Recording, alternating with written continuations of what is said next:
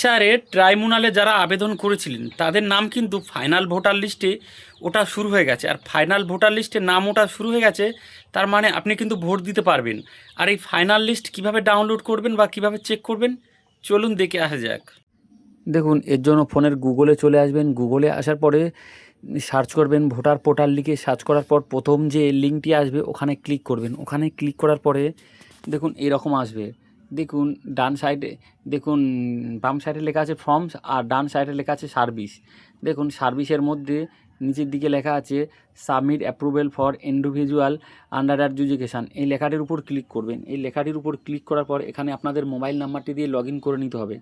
আমি আগে থেকে লগ ইন করে রেখেছি, তাই আমার লগ ইন চাইনি। দেখুন এরপরে দেখুন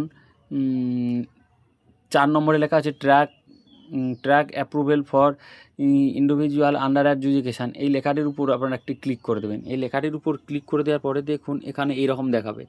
দেখুন এখানে আপনারা আন্ডার এডুকেশান থাকা অবস্থায় আপনাদের ভোটার কার্ড নাম্বার বা একটি অনলাইন আইডি দিয়েছিল, যে কোনো একটি দিয়ে লগ ইন করে নেবেন। যে কোনো একটি দিয়ে লগ ইন করে নেওয়ার পরে আপনি সহজে দেখতে পাবেন যে আপনার নামটি ফাইনাল ভোটার লিস্টে উঠলো কি উঠলো না। আপনি এটা খুব সহজেই দেখতে পাবেন।